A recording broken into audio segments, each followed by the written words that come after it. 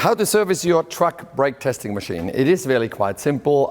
Essentially, it just really needs to be cleaned out and make sure that nothing has been jammed up or anything like that. That's really essentially all you need to do. The rest of it is just load cells.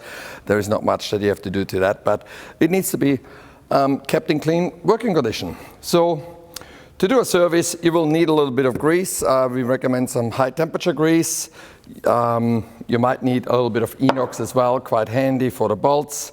A 22 and a 27 millimeter socket or spanner, or a good shifter spanner will do you as well. And also in your cabinet should be a couple of little handles that will help you to bring the brake plates out. To prepare to take the brake plate out, what I've done is I've taken these two 6mm Allen key screw out of the stainless steel hub, put my two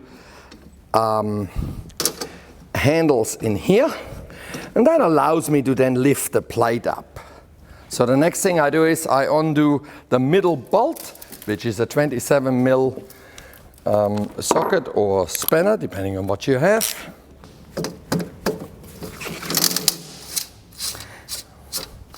And take that bolt fully out. I'll put it over here. And now the brake plate is ready to be put out or be taken out. So I've taken my two little Allen screws out. I can lift this brake plate up now on the front, and I can bring it out like so.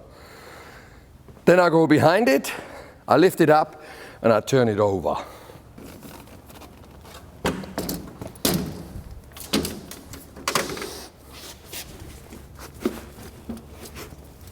And now I can get to all the rollers and all the facility underneath your brake testing machine.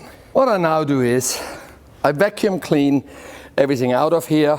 I make sure that all these rollers have got proper and enough grease on it. It might be worthwhile, some of them to lift out, to just have a good look at them. If you can see some corrosion, please make sure that you grind them off or that you lineage them off.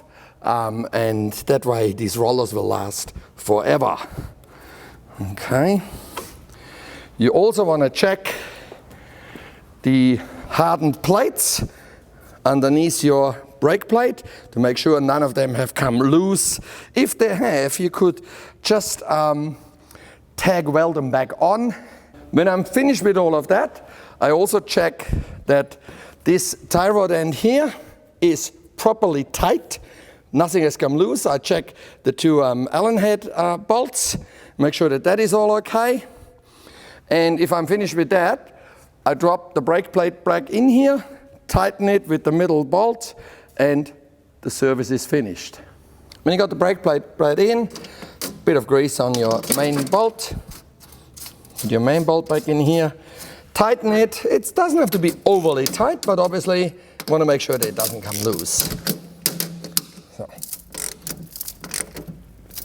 nice tight.